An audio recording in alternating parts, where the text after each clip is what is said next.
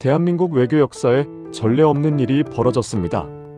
2024년 10월 25일 폴란드 안제이 두다 대통령이 청와대가 아닌 경남 창원으로 직행했습니다. 목적지는 한화에어로스페이스 공장. 만나러 온 사람은 대통령도 외교부 장관도 아닌 한 기업인이었습니다. 바로 김동관 한화그룹 부회장. 외국 정상이 한화 사업장을 방문한 것은 이번이 처음이었습니다. 대체 무슨 일이 있었길래 한 나라의 대통령이 기업인을 만나러 공장까지 찾아온 걸까요? 지금부터 그 놀라운 이야기를 시작합니다. 유럽 방산 시장의 냉혹한 현실. 2010년대 중반 한국 방산업체들은 유럽 시장 진출을 꿈꿨습니다. 하지만 현실은 냉혹했습니다. 아시아 무기는 실전에서 검증되지 않았다. 유럽 각국은 이런 이유로 한국산 무기를 외면했습니다. 2023년 노르웨이는 한국의 K9 자주포 제안을 받고도 독일제 레오파르트를 선택했습니다. 더 결정적인 장벽도 있었습니다. SAF 기금 시규 액션 포 유럽. 유럽연합EU이 만든 이 기금은 유럽산 무기 우선 구매를 유도하는 시스템이었습니다. 역외 방산 기업에게는 사실상 진입 불가능한 장벽이었죠. 그럼에도 포기하지 않은 한 사람. 하지만 김동관 부회장은 달랐습니다. 그는 이 장벽을 정면 돌파하는 대신 다른 전략을 선택했습니다. 유럽 안으로 들어가자. 단순히 무기를 수출하는 것이 아니라 유럽 방산 생태계의 일부가 되는 것. 그것이 그의 전략이었습니다. 2014년 작은 시작. 2014년 한화는 폴란드의 K9 자주포 차체 120여 대를 수출하는 크랩 KR-AB 자주포 차체 공급 계약을 체결했습니다. 큰 계약은 아니었습니다. 하지만 김동관 부회장에게는 교두보였습니다. 김동관 부회장은 여기서 멈추지 않았습니다. 폴란드 최대 방산 기업인 WB그룹과 손을 잡았습니다. 단순한 수출이 아니라 합작법인을 설립하기로 한 것입니다. 2024년 10월 한화에어로스페이스는 WB 일렉트로닉스와 공동 출자의 합작법인 JV 한화-WB 어드밴스드 시스템 HWB를 설립했습니다. 이것이 의미하는 바는 명확했습니다. 우리는 폴란드에서 함께 만들 것입니다.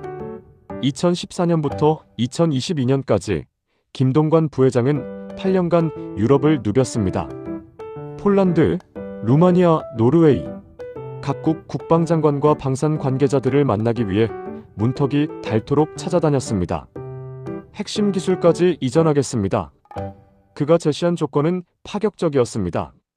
완전한 기술 이전, 현지 공장 건설, 현지 인력 고용 및 교육, 유지 보수 정비 MRO까지 포함한 패키지.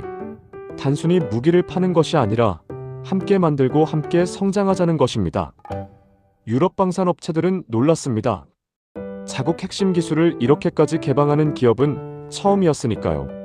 말만이 아니었습니다. 김 부회장은 기술 이전 및 현지화로 폴란드의 국방력 강화는 물론 공동으로 삼국 수출도 추진할 것이라며 북대서양조약기구인 NATO 나토에 신뢰받는 파트너로 성장하겠다고 강조했습니다. 우리는 폴란드의 방산 역량을 키우는데 투자하겠습니다. 이것은 단순한 비즈니스 제안이 아니었습니다. 장기 파트너십에 대한 진심 어린 약속이었죠. 러시아-우크라이나 전쟁이 바꾼 판도. 2022년 2월 러시아가 우크라이나를 침공했습니다. 유럽은 충격에 빠졌습니다. 특히 폴란드는 러시아와 국경을 맞대고 있었기에 위기감이 컸습니다. 우리도 언제 공격받을지 모른다. 폴란드 정부는 즉시 군비 증강에 나섰습니다. 그리고 8년간 신뢰를 쌓아온 한국을 선택했습니다. 2022년 한화는 K9 212문과 천무호마르-K 218대 등 총 8조 2천억 원의 수출 계약을 체결했습니다. 여기서 끝이 아니었습니다. 2023년에는 K9 152문과 천무 72대 등 5조 6천억 원 규모의 2차 계약을 추가로 체결했습니다. 총 13조 8천억 원. 단일 국가 대상으로는 한국 방산 수출 역사상 최대 규모였습니다. 하나만이 아니었습니다. 현대로템도 폴란드에 K 흑표 전차 180대를 수출하는 계약을 체결했습니다. 한국항공우주산업 KAI은 FA-50 경공격기 48대 계약을 따냈습니다. 폴란드는 K- 방산의 전시장이 되었습니다. 2024년 10월 22일 안제이 두다 폴란드 대통령이 한국을 국빈 방문했습니다.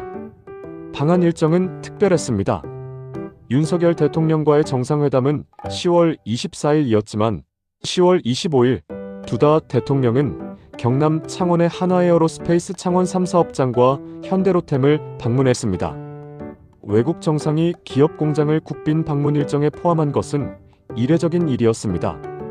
두다 대통령은 K9 자주포, 천무, 다목적 무인 차량, 중거리 지대공 미사일인 천궁 발사대, 차륜형 병력 수송, 장갑차 타이곤 등 10여 개 무기체계의 기동 시연을 참관했습니다. 항공엔진, 소형 합성 개구 레이더 SAR 위성 등까지 관람한 두다 대통령은 한화의 육해공, 통합방산 솔루션에 대해 놀라움과 만족감을 표시했습니다. 두다 대통령은 김동관 한화그룹 부회장과 함께 K9, 자주포 등 주요 생산 라인을 둘러보고 한화와 폴란드의 방산 협력 확대 방안을 논의했습니다. 김 부회장은 두다 대통령에게 최신 전투형 장갑차인 레드백과 폴란드에 제안하고 있는 장보고-III KSS-III 배치-II 잠수함을 소개했습니다. 김 부회장은 환영사에서 올해는 폴란드와 2014년 크랩 자주포 차체 공급 계약을 체결한 지 10년이 되는 뜻깊은 해라며 한국과 폴란드는 자유와 민주주의를 수호하는 전략적 동반자로서 국제 평화를 견인하기 위해 함께 노력해왔다고 말했습니다. 10년 김동관 부회장이 폴란드와 싸운 시간이었습니다. 폴란드의 성공은 도미노 효과를 일으켰습니다. 노르웨이가 움직였습니다. 2023년 독일제 레오파르트를 선택했던 노르웨이가 태도를 바꿨습니다. 노르웨이는 K9 자주포를 도입하기로 결정했습니다. 폴란드의 실전 운용 데이터가 결정적이었습니다. 루마니아도 합류했습니다. 루마니아는 K9 자주포와 K10 탄약 운반차를 도입했으며 30억 유로 약 4조 7천억 원 규모의 장갑차 구매를 계획하고 있습니다. 한화의 레즈백 장갑차가 유력한 후보입니다. 현재 K9 자주포는 전 세계 9개국에 수출되었습니다. 폴란드, 노르웨이, 에스토니아, 핀란드, 루마니아, 터키, 인도, 이집트, 호주. K9 클럽이라 불리는 이 연대는 계속 확장 중입니다. 1차 계약 2022년 K9 자주포 212문, 천무 다연장 로켓 218대, 총액 8조 2천억 원. 2차 계약 2023년 K9 자주포 152문, 천무 72대, 총액 5조 6천억 원. 3차 계약 2024년 폴란드 바르샤바 군사박물관에서 사거리 80급 천무 유도미사일 CGR-80을 공급하는 5조 6천억 원 규모의 3차 실행 계약 체결. 폴란드 총 계약액 약 19조 4천억 원. 이런 성과를 바탕으로 한화는 세계 5대 방산 기업 반열에 진입, 방산 부문 매출 급증, 유럽 방산 시장에서 확고한 입지 구축하였습니다. 김동관 부회장의 가장 큰 무기는 현지화였습니다. 단순 수출이 아닌 현지 합작법인을 통한 생산 방식. 한화에어로스페이스는 폴란드 방산기업 WB 일렉트로닉스와 공동 출자해 합작법인 JV 한화-WB 어드밴스드 시스템 HWB를 설립했습니다. 현지에서 만들고 현지인을 고용하고 기술을 이전한다. 이것이 유럽 방산 블록화를 뚫는 핵심 전략이었습니다. 한국 기업들은 전통적으로 핵심 기술 유출을 꺼렸습니다. 하지만 김동관 부회장은 달랐습니다. 핵심 기술까지 이전하겠습니다. 이 약속은 폴란드의 신뢰를 얻는 결정적 계기가 되었습니다.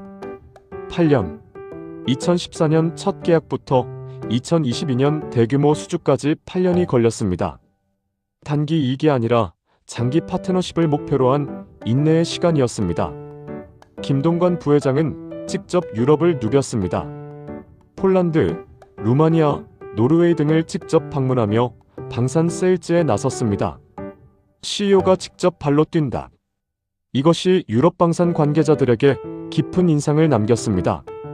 김동관 부회장은 강훈식 대통령실 비서실장이 이끄는 특사단과 함께 유럽을 방문하며 민관 합동방산 세일즈를 전개했습니다. 기업이 앞장서고 정부가 뒷받침하는 구조. 이것이 K-방산의 성공 모델이 되었습니다. 폴란드의 자금 문제 해결을 위해 한국은 한국수출입은행과 한국무역보험공사를 통해 계약액의 80%가량인 100억 달러 규모의 대출과 보증을 지원했습니다. 단순히 무기를 파는 것이 아니라 금융 솔루션까지 제공한 것입니다. 폴란드 성공에 만족하지 않은 김동관 부회장은 미국으로 눈을 돌렸습니다. 김 부회장은 스티븐 켈러 미 해군 태평양 함대 사령관과 만나 월리 쉬라함 정비 현장을 점검했습니다. 하나오션은 8월 미 해군 함정 MRO 첫 프로젝트로 월리 쉬라함 창정비 사업을 수주, 배수량 4만 톤급의 함정으로 하나오션 거제 사업장에서 4개월간의 정비 작업을 거쳐 내년 1월 미 해군 측에 인도될 예정입니다. 하나오션은 필리조선소 인수를 통해 미국 함정 시장 진출을 위한 교두보를 마련했습니다. 폴란드에서 했던 전략을 미국에서도 펼치는 것입니다. 현지 공장, 현지 고용, 미국 함정 정비. 브루킹스 연구소의 마크 피터슨 선임연구원은 김동관의 등장은 한국 재계의 세대 교체를 보여주는 동시에 한국 기업이 더 이상 단순 제조업 수출국이 아니라 글로벌 전략 파트너임을 보여주는 사례라고 평가했습니다. 한 현지 기업인은 차세대 한국 총수들이 글로벌 무대에서 발언하는 장면은 신선했다며, 특히 김 부회장은 준비된 메시지를 간결하게 전해 호감도를 높였다고 전했습니다. 현재 K-방산은 여전히 일부 핵심 부품을 해외에서 수입합니다. 엔진, 센서, 일부 전자장비 등 완전한 기술 자립을 위해서는 더 많은 R&D 투자가 필요합니다. 수출 물량이 급증하면서 품질 관리가 과제로 떠올랐습니다. 납기를 맞추면서도 품질을 유지하는 것. 이것이 신뢰를 지키는 핵심입니다. 방산 수출은 돈만의 문제가 아닙니다. 누구에게 파는가도 중요합니다. 한국은 유엔 제재 대상국, 분쟁 위험국에는 수출하지 않는 원칙을 지키고 있습니다. 이 원칙을 앞으로도 지켜야 합니다. 1950년 한국전쟁 당시 폴란드는 유엔군의 일원으로 참전하지는 않았지만 의료 지원을 제공했습니다. 당시 한국은 세계 최빈국이었습니다. 70년이 지난 지금 한국은 폴란드에 최첨단 무기를 수출하고 있습니다.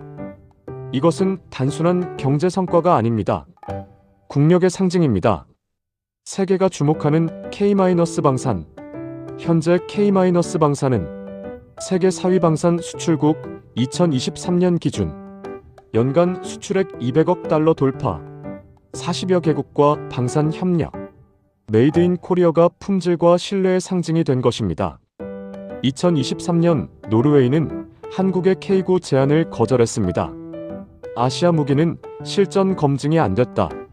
하지만 김동관 부회장은 당하고만 있지 않았습니다.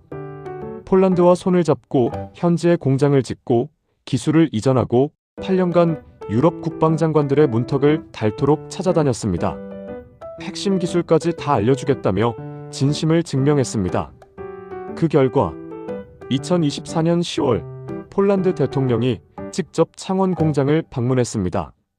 청와대가 아니라 공장으로 총 19조 4천억 원 규모의 계약, K9는 9개국 수출, 천무는 미국 하이마스를 제치고 노르웨이까지. 한화는 단숨에 세계 5대 방산기업 반열에 올랐습니다. 문전박대당해도 꺾이지 않던 한 남자의 집념. 8년간 발로 뛴 세일즈, 핵심 기술까지 개방한 진심. 이것이 만든 기적입니다. 대한민국 정말 소름 돋을 정도로 대단하지 않습니까? 단순히 무기를 파는 것이 아니다. 신뢰를 수출하는 것이다.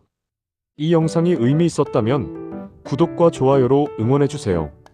감사합니다. 기사 어떠셨나요? 재밌고 유익하셨다면 구독과 좋아요, 댓글 꼭 부탁드립니다. 더 좋은 영상으로 보답하겠습니다.